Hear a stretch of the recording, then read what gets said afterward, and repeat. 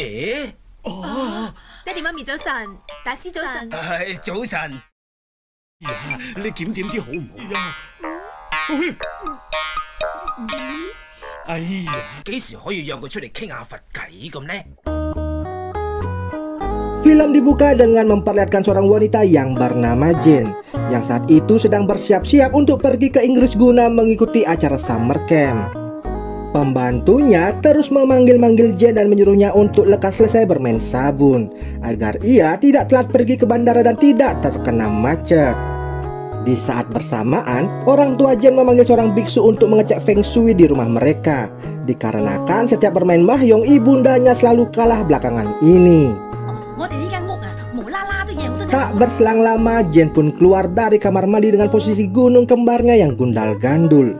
Tentunya biksu itu menjadi bersemangat, dan ayah Jane berusaha menutupi mata murid biksu tersebut karena masih bocah ingusan. Selesai berdandan, Jane kemudian berpamitan dengan ayahnya, dan kemudian ia diberikan uang jajan yang sangat banyak dengan syarat tidak memberitahukan kepada ibundanya agar tak dikira terlalu memanjakannya. Di satu sisi ibundanya pun demikian dengan memberikan Jane segepok uang dengan syarat tidak mengadu kepada ayahnya. Jane sendiri merupakan anak tunggal yang selalu diberikan kasih sayang berlebihan oleh orang tuanya dengan berupa uang maupun harta benda lainnya. Ketika diantar sopir pribadi mereka dalam perjalanan, Jane menelpon pacarnya untuk mengantar keberangkatannya di bandara. Namun pacarnya beralasan jika ia masih sibuk bekerja dan berpesan kepada Jane untuk mengabarinya nanti saja jika sudah berada di luar negeri. Sesampainya di bandara, Jane melihat temannya yang sedang berpamitan dan tak rela berpisah dengan sang kekasih. Jane yang mendengar hal itu langsung mengubah nama tiket miliknya dan membiarkan mereka berdua yang menikmati liburan di Inggris. Sebagai ucapan terima kasih, kekasih temannya itu lantas meminjamkan Jane mobilnya selama mereka berada di luar negeri. Lalu saat Jane akan mengambil mobil itu di parkiran, ia tak sengaja melihat seorang pria yang sedang mengantar kepergian istrinya. Sesudah istrinya pergi, pria itu justru menggoda Jane dan mengajaknya untuk minum-minum di rumahnya. Halo, babinya. Awalnya Jane menolak, namun saat ia melihat si istri kembali, Jane langsung berubah pikiran dan menerima ajakan tersebut. Jane melakukan hal itu untuk memberi pelajaran kepada si pria hidung belang agar ia bertobat dan tak mempermainkan hati seorang wanita. Setiba di rumah pria itu, Jane langsung menunjukkan kebiasaannya, yaitu tidak menggunakan pakaian yang tentunya membuat pria itu menjadi panas dingin.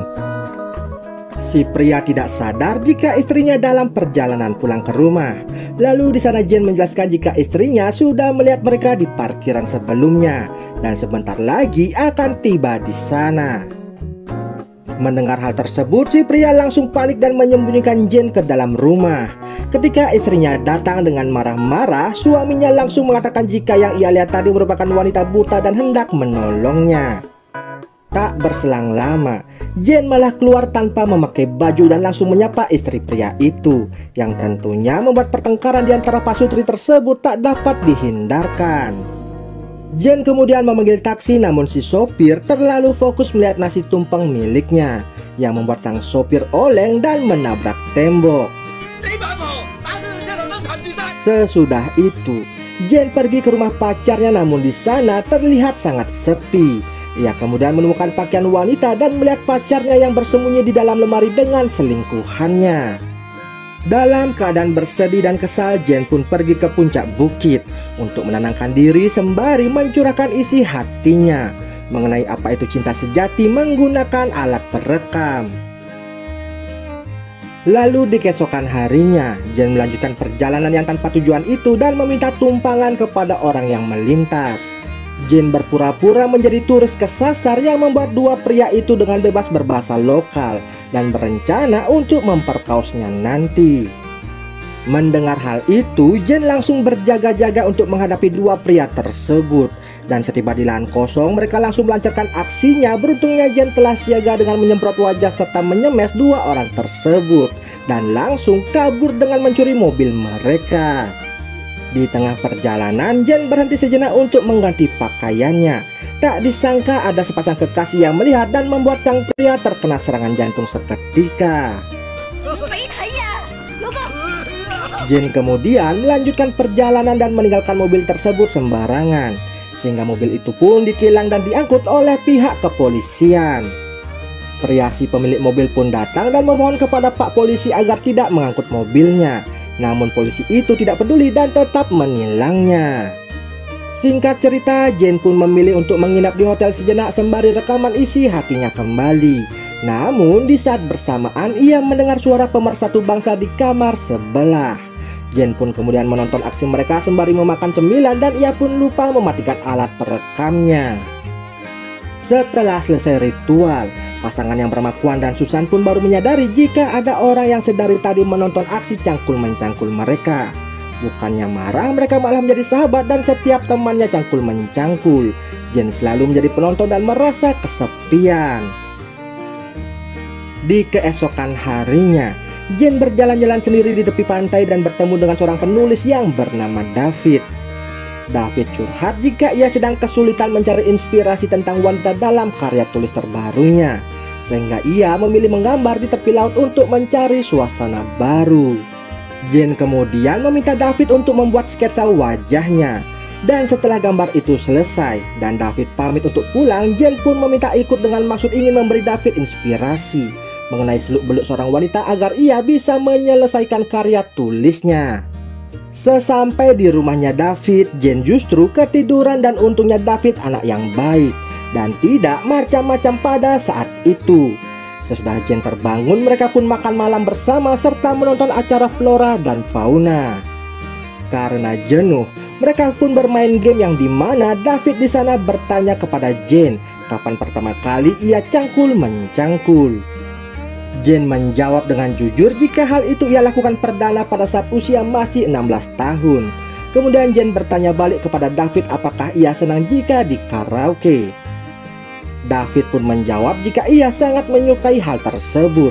Dan sesudah itu mereka pun cangkul-mencangkul bersama-sama. Semenjak itu hubungan mereka pun menjadi lebih dekat. Dan berkat bantuan dari Jane, kini David mendapat inspirasi dalam membuat karya tulis terbarunya. Pada suatu hari mereka berjalan-jalan ke pasar dan Jane melihat kacamata yang sangat lucu. Si penjual kacamata itu sangat terpukau dengan kecantikan Jane dan mencoba mendekatinya dengan iming-iming baju serta kacamata gratis. David yang melihat hal tersebut merasa sangat cemburu. Apalagi di saat itu ia mendengar jika Jane diundang si pedagang untuk ikut party di sebuah klub malam. Sesampainya di rumah, David tak sengaja mendengar rekaman diary Jane yang berisikan suara pemersatu bangsa antara Kwan dan Susan sebelumnya. Bukannya jujur, Jane justru memanas-manasi si David yang membuatnya menjadi kian cemburu.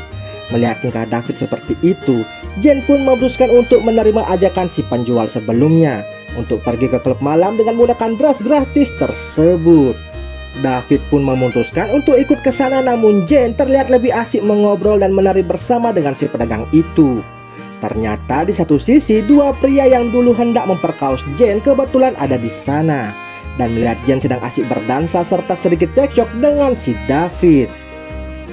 Lalu dua pria ini berencana untuk balas dendam kepada si Jane dengan mengompori David dan bercerita jika Jane bukan wanita baik-baik serta mereka sudah pernah mencangkulnya. Mendengar hal itu, David memanas dan kembali mencari Jane. Namun ia malah melihat Jane sedang berduaan dengan si penjual kacamata, yang tentunya hal itu membuat David semakin percaya jika Jane seorang kupu-kupu malam. Padahal yang sebenarnya Jane menolak ajakan dari si penjual kacamata untuk menjaga perasaannya si David dan pergi meninggalkan pedagang tersebut. Tapi David tak melihat hal itu dan membuatnya salah paham sehingga mengusir Jane dari rumahnya. Saat Jane sedang galau, pedagang yang tak putus asa ini kembali mengajak Jane untuk cangkul-mencangkul. Namun Jane tak menikmatinya dikarenakan pusaka milik si pedagang keburu pilek sebelum bertempur. Jane lalu kembali mencari David dikarenakan ia merindukannya. Begitu juga dengan David yang sangat merindukan si Jenny. Namun di sana David bertanya apa Jane ada cangkul-mencangkul dengan si pedagang kacamata. Jane pun jujur menjawab hal tersebut yang membuat David semakin marah. Namun Jane berkata jika saat begituan ia tak memakai perasaan dan hanya mencintai David serta nyaman bersama dengan David. Tapi David masih saja tak menerimanya sehingga membuat Jane kembali pergi dari rumah tersebut. Jane pun pergi ke tepi pantai dan mencurahkan isi hatinya pada alat perekam. Setelah beberapa hari menggalau, Jane pun tak sengaja bertemu dengan Kwan. Dan di sana ia pun curhat perihal masalah hidupnya. Mendengar hal tersebut, Jane langsung bergegas kembali ke rumahnya si David untuk memperjuangkan cinta sejatinya. Sesampainya di rumah David, Jane dibukakan pintu oleh saudaranya si David.